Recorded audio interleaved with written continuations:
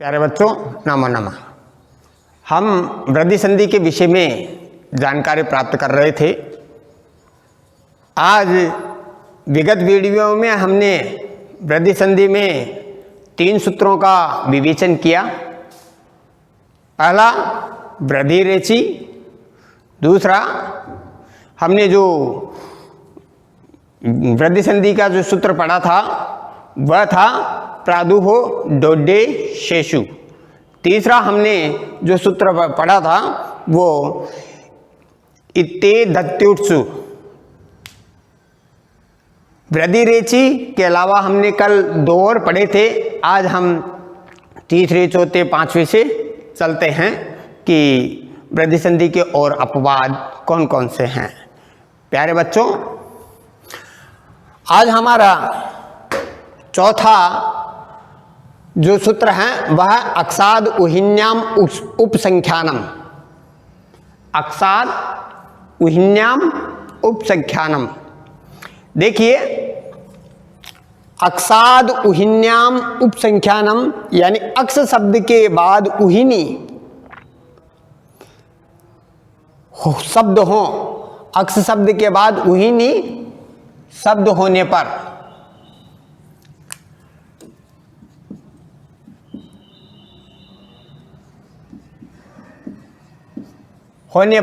पूर्व और पर वर्णों की वृद्धि आदेश होता है। यहां देखिए, अक्स शब्द है सूत्र में और फिर है उहिन्याम। उपसंख्यानम का मतलब होता है समीप, पास में होना। उपसंख्यानम का उप का मतलब पास, उपसंख्यानम का मतलब होता है पास में होना। और ये जो है संख्यानम, ये संख्या का बोध कराता है। जैसे अक्षोहिणी, महाभारत में सुना होगा कि श्री कृष्ण की जो सेना थी वो अक्षोहिणी सेना थी, तो ये संख्या का बोध कराता है। अर्थात अक्ष शब्द हो और उसके बाद में उहिनी शब्द हो तो इन दोनों के अक्ष में अ और उहिनी का उ मिलकर के ओ बनता है। बनना क्या बनता है? ओ, जो गुण बनना चाहिए। लेकिन सूत्र क्या कहता है? अक्साद उहिन्याम उपसंख्यानम वृद्धि, अर्थात वह वृद्धि संधि होगी, उसमें वृद्धि संधि होगी, यानी उ और उ गुण होकर वृद्धि हो जाएगी। इसलिए यहां औ की मात्रा है, ओ की मात्रा ना होकर के गुणापवाद हैं, गुणापवाद हैं, गुण का अपवाद हैं। ये यहां गुण संधि नहीं होगी।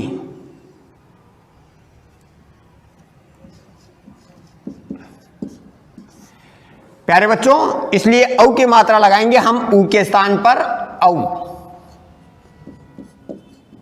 शब्द बनेगा अक्षौहिणी, इधर अक्षौहिणी। प्यारे बच्चों, ठीक इसी प्रकार दूसरा जो सूत्र है वह है प्रवत्सर कंबल बसना ऋण दशानाम ऋणे।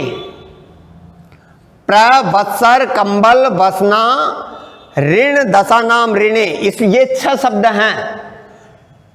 प्रवत्सर कंबल बसन ऋण और 10, इन 6 शब्दों के बाद में ऋण आने पर, प्रवत्सर कंबल बसन ऋण और 10, इनके बाद में ऋण शब्द आने पर वृद्धि संधि होगी। ये भी गुणापवाद हैं, यानी होनी चाहिए यहां गुण, लेकिन गुण ना होकर के यहां वृद्धि संधि होगी इन 6 शब्दों। यदि इन 6 शब्दों के अलावा यदि बाद में ऋण आता है तो वहां गुण मानी जाएगी। इन 6 शब्दों के अलावा बाद में कोई शब्द आए तो ऋण, बाद में ऋण हो तो वहां गुण संधि होगी। लेकिन जहां जब तक प्र, बत्सर, कंबल, वसन, ऋण और 10 शब्द होंगे उसके बाद में ऋण होगा तो वृद्धि संधि ही मानी जाएगी।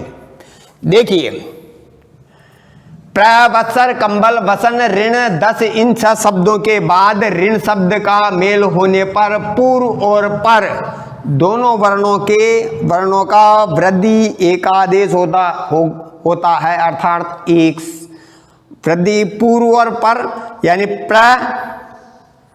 प्र में अ और री का पहला शब्द दूसरा शब्द दोनों के स्थान पर एक शब्द बनना। तो यहां गुण होता है, अ के बाद में री हो तो अर आदेश होता है, लेकिन अर न होकर के वृद्धि आदेश होगा तो अर की वृद्धि क्या है, आर होगा। इसलिए शब्द बना प्र में आ की मात्रा लगाएंगे, प्रा, जैसे प्र प्लस आर प्लस ऋण। हम इन शब्दों को जोड़ेंगे तो प्र, आ की मात्रा, र ऊपर चला जाएगा, र हलंतम, तो हलंत भी कर सकते हैं, आर री, र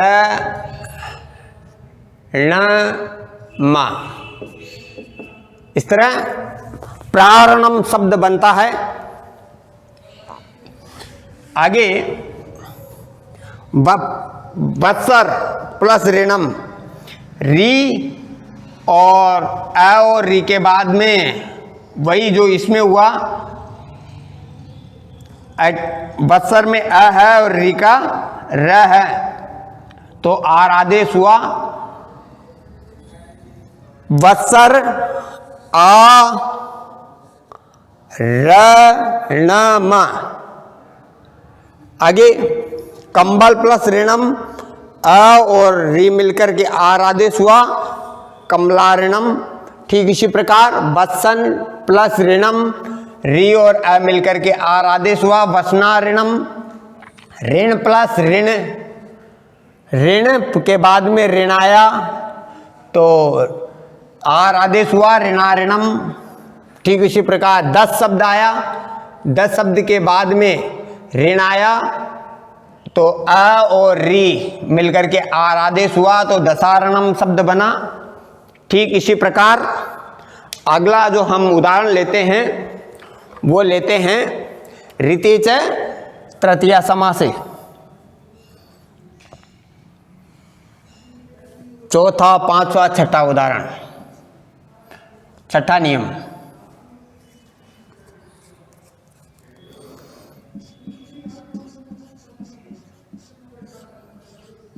नियम 6। प्यारे बच्चों, हम यदि नियम पढ़ते हैं तो ऋते च तृतीया समासे सूत्र हैं, ऋते च तृतीया समासे।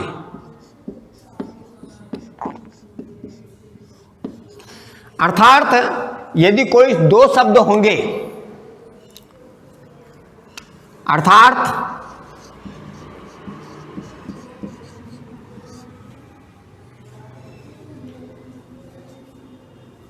ऋत शब्द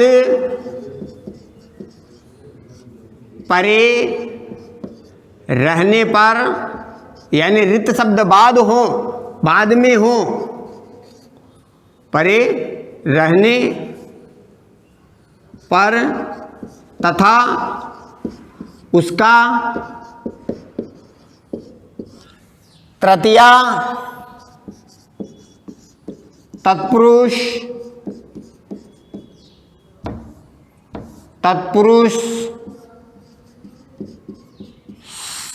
समास की स्थिति में या बनने पर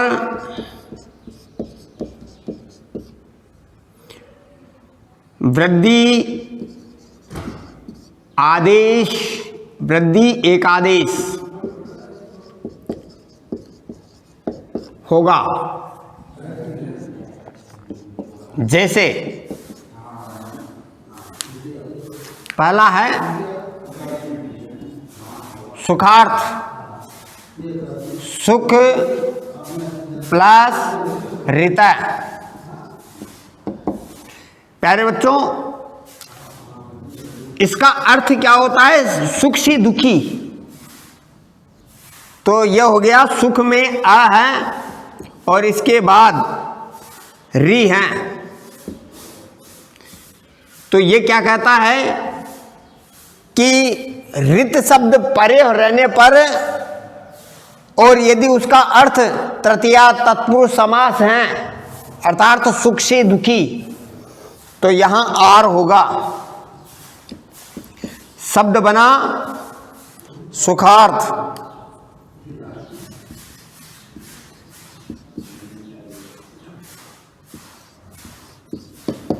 यानी सुख से दुखी। यदि तृतीया तत्पुरुष समास नहीं बन रहा है यहां, तो गुण संधि ही होगी। सुख ठीक इसी प्रकार सुखार्थ, ठीक इसी प्रकार दुख प्लस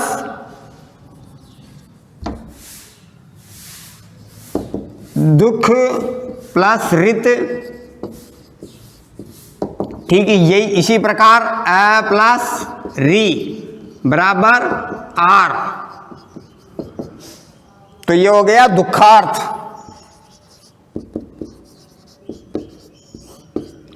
अर्थात दुख से दुखी। एक शब्द और देखते हैं, सुखार्थ, दुखार्थ, त्रिशार्थ।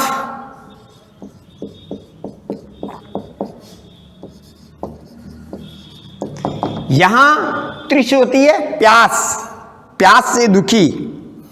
यानी आ प्लस री बराबर आर, अर्थात त्रिशार्थ।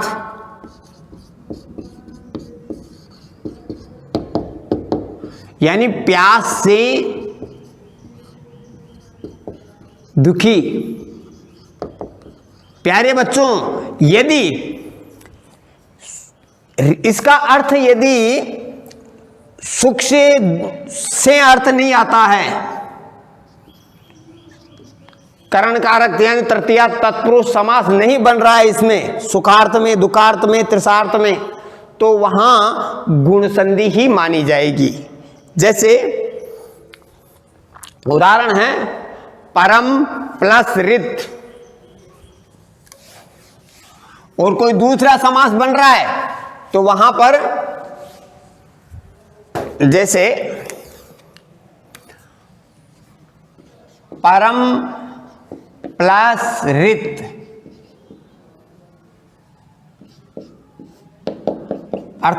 अर्थात परम चासौ ऋत,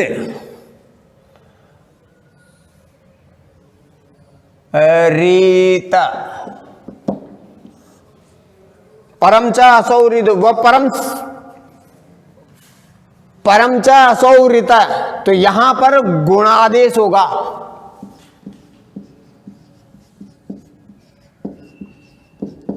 कर्मधारय समास है इसमें।